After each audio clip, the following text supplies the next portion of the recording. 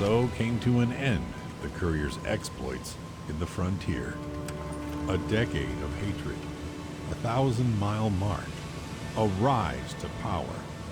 For Tasha Weaver, once paladin of the Brotherhood, now paladin of God. It all culminated in the frozen lands of the frontier. The NCR and Legion fell to the cleansing fire of energy weaponry. Their stalemate ended, their tyrannical war now only a fading stain on the land. The reign of the Crusaders began. Fire teams raided every cesspool of slavery and malfaction. A fetter of burnt flesh hung in the streets for days. Dozens of pre-war buildings became meal centers and shelters. Humanity found its second chance. But at what cost? For this question, the Domina had a simple answer.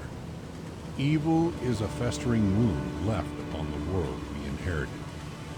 Sometimes a finger must be removed to stop an infection from killing. Other times, an arm. What right do I have to do nothing, to let humanity die? But she who would be called the Lioness of the North dared not rest. Another dawn, another injustice to right. Giving a final glance to her tower, to her trusted allies, Weaver and a small detachment trekked towards the Puget Sound Naval Shipyard. Her plan?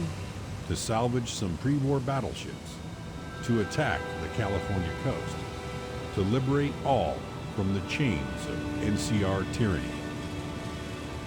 While the frontier would never see Weaver again, tales of vengeful ghost ships from the north can still be heard at caravan campfires. With Valerius dead and Ostia destroyed, the Northern Legion quickly disbanded. Most simply integrated into the native Scav population, or used their fighting skill to form raider gangs. A choice few returned to the Legion Fort, where Caesar had them put to the cross for their failure. With the end of the war, it soon became apparent that the mayor of Junkfleet was dead. Chaos reigned as gangs, power brokers, and merchants fought for control. When the dust cleared, there was no victor, or even anything left to lord over. In time, the once great Junkfleet would be forgotten.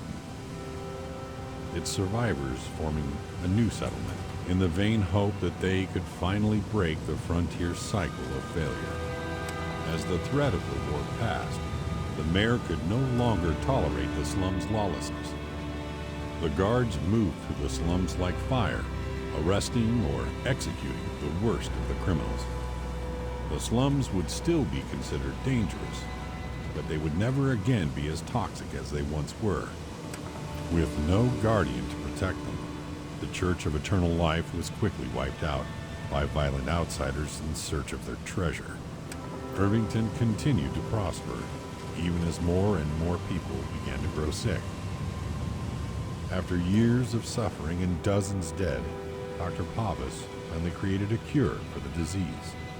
With the plague ended, Irvington would grow to rival Junkfleet in size and influence, becoming a beacon of civilization in Portland. Salttown continued to be prosperous, but some years after the war, mutated ants flooded out of the mine, destroying the town. Salttown was soon abandoned, its ruins left to the ants. By spending time with the courier, America was able to conquer the abandonment issues tormenting her. With her self-doubt gone, she refocused. She found her place in the world. For now, it would be with the Crusaders. But like all young adults, the need to test the waters of life beckoned.